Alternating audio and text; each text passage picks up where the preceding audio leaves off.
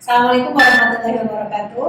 Selamat sore, saya Binta dan saya bersama dua rekan saya, ada Mas Agung dan juga Mas Diki. Kita di sini akan mengangkat tema yaitu peranan hukum dalam pembangunan ekonomi sesuai dengan Undang-Undang Nomor 5 Tahun 1999 tentang larangan monopoli dan persaingan usaha yang tidak sehat.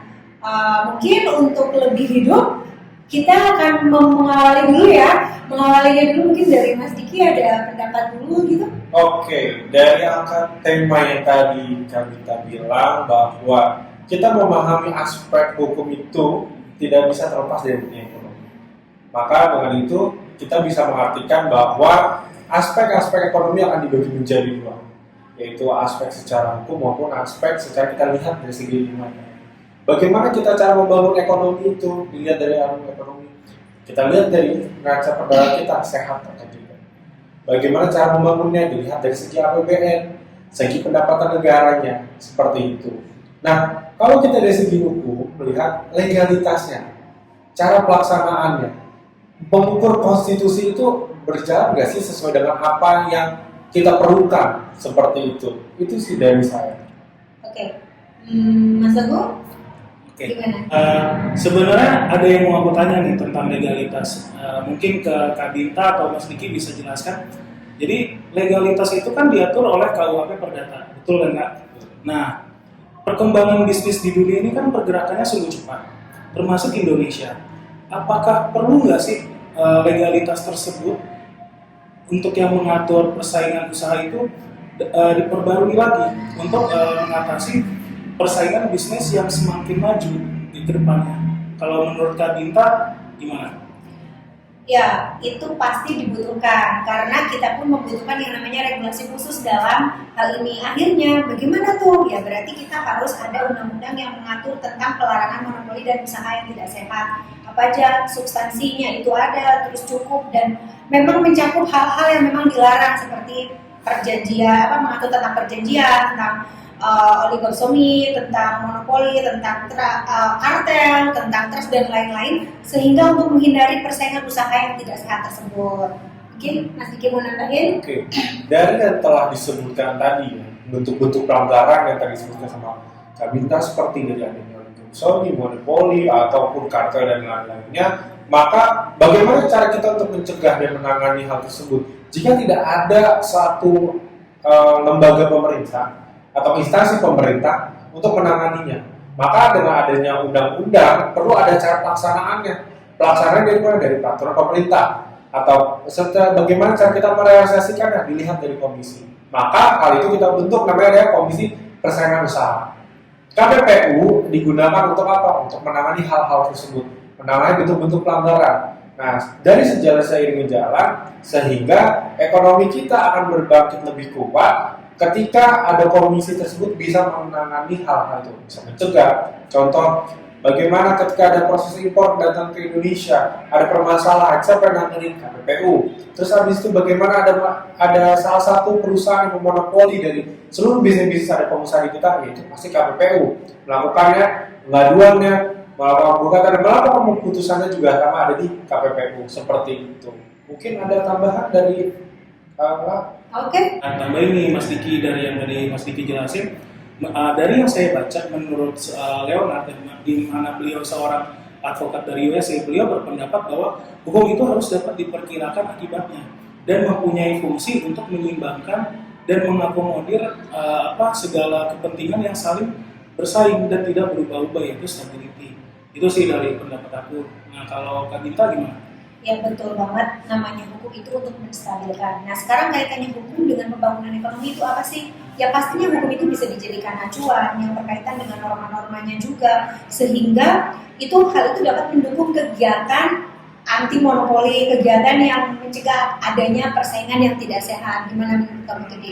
Oke, kalau dari masalah pencegahan yang diomongin tadi juga sama Kak Binta, sama hukum juga, maka kalau kita lihat perkembangan pesatnya ekonomi bisnis dari kita komparasi dengan ada pendapat ahli, kita terapkan di negara kita dengan undang-undang yang ada, maka hal-hal tersebut akan bisa tercegah. Tercegah dalam arti kata apa? Ekonomi kita bisa dapat menguntungkan, hukum kita bisa ditegakkan. Dilihat dari segi monopoli akan bisa terbendung, semua perusahaan akan melakukan persaingan sehat, tidak adanya lagi untuk sentralistik untuk satu perusahaan. Seperti kita melihat bahwa perkembangan bisnis di negara kita itu sudah saya bilang adalah dalam kategori sudah sangat mumpuni. Tinggal bagaimana cara kita melengkapi halnya seperti itu. Kita melihat dari Undang-Undang Nomor 5 tahun 99 udah termasuk itu dalam undang-undang menurut kita dan membuka hal-hal positif untuk terbitnya beberapa perusahaan-perusahaan untuk kayak tadi Mas Agung bilang dan Kak Adita bilang untuk mencegah hadir bentuk-bentuk pelanggaran seperti itu. Jadi mengenai yang Mas Diki barusan jelasin, sebenarnya ada yang mau saya tanyain Kak. Jadi legalitas yang mengatur tentang persaingan larangan praktek monopoli dan persaingan usaha tidak sehat itu kan diatur pada Undang-Undang Nomor 5 tahun 1999. Betul kan? Nah, saya sih mau nanya, pemicu munculnya undang-undang tersebut kenapa baru muncul di tahun 1999? Apa sih Kak latar belakangnya? Oke. Sebelum undang-undang ini ada, maksudnya undang-undang yang mengatur hal tersebut nomor 5 tahun 99 itu, pastinya banyak hal-hal yang menjadi ketimpangan, artinya banyak praktik monopoli atau perjanjian atau hal-hal yang berkaitannya yang merugikan banyak orang, sehingga muncullah undang-undang ini untuk bisa menertibkan itu semua biar tidak terjadi terus-menerus, karena persaingan-persaingan tersebut ada dan itu sudah merugikan banyak orang kayak gitu. Oke. Saya mau nambahin dari Kabita sedikit saja sedikit masalah. Tadi Kabita menyinggung tentang masalah adanya tentang pemusatan ekonomi. Kalau saya garis besarkan dari omong Kabita ada pemusatan ekonomi. Pemusatan ekonomi ini dianggap adalah tidak sehat. Maka dengan arti kata satu perusahaan dia mencakup beberapa perdagangan ada di negara kita. Maka muncullah undang-undang tersebut untuk terjadi hal tersebut di kemudian hari. Karena kita masih ada BUMN, masih ada BUMD di daerah-daerah, maupun ada penanam modal asing yang datang ke negara kita. Tidak bagusnya pemusatan ekonomi akan membuat jadi negara kita rapuh, tidak kokoh, dan neraca perdagangan kita akan selalu menurun. Maka dalam kurun waktu tahun 99 tersebut diterbitkan undang-undang tersebut dengan alasan untuk mencegah dan menangani persaingan usaha tidak sehat maupun monopoli seperti itu.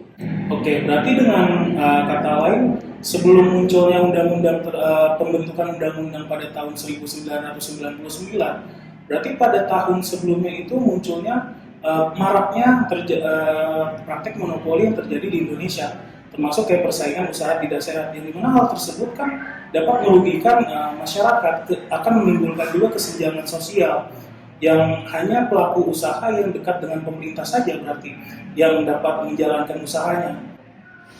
Oke, tadi Mas Anu menyinggung tentang masalah pemerintah.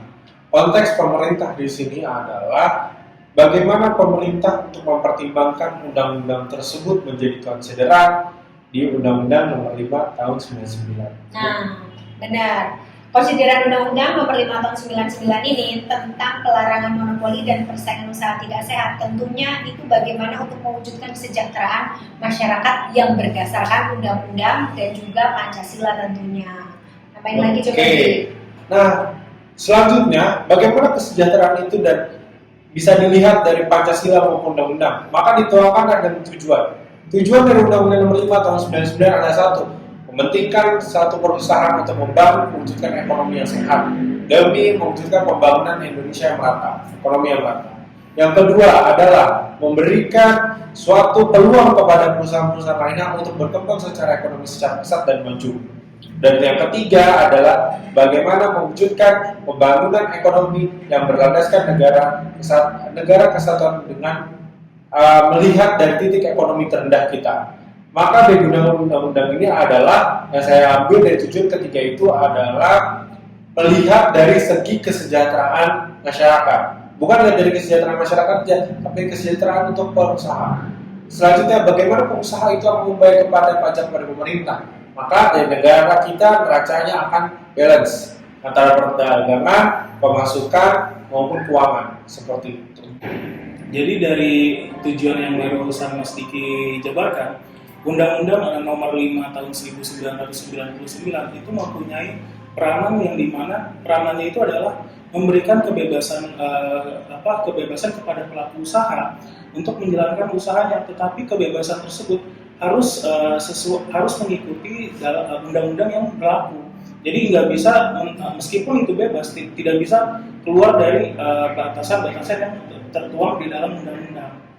Baiklah, manfaat daripada Undang-Undang Nomor 5 Tahun 99. Peranan Undang-Undang Nomor 5 Tahun 99 yaitu selain yang tadi disebutin sama Mas Agung ya, pengusaha akan saling bersaing dan berkompetisi secara sehat karena adanya kepastian hukum. Tentunya akan dapat menimbulkan upaya-upaya peningkatan efektivitas, keefisien, produktivitas yang tentunya dengan produk yang akan dihasilkan. Pada akhirnya, kalau ekonominya itu efisien, pastilah akan meningkat juga hasilnya dan juga peningkatan pembangunan ekonomi pun juga akan meningkat.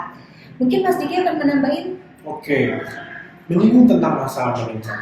Meningkat itu dalam arti kata bukan meningkat hanya dilihat dari pertumbuhan, maka meningkat pada untuk masalah produktivitas. Produktivitas dalam melakukan penggunaan wisata sentral listrik ekonomi ini kita lihat untuk mencegah terjadinya adanya monopoli maupun persaingan usaha yang tidak sehat.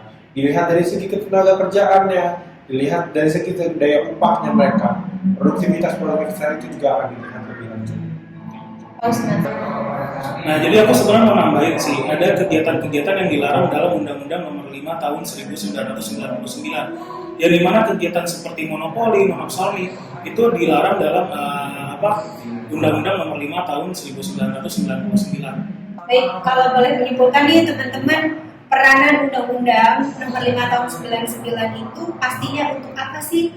Untuk membuat segala sesuatunya itu lebih efektif, lebih produktif, lebih efisien, sehingga terwujudnya usaha yang sehat, bukan usaha yang tidak sehat. Kemudian untuk menjalankan usahanya pun akan menjadi lebih meningkat secara ekonomi dan juga pembangunan ekonomi untuk Indonesia pada umumnya. Atau pada khususnya. Oke, baiklah, terima kasih atas waktunya diskusi kita pada sore hari ini. Terima kasih juga untuk Mas Diki, dan ini Mas Agung dan juga saya Binta. Sampai jumpa.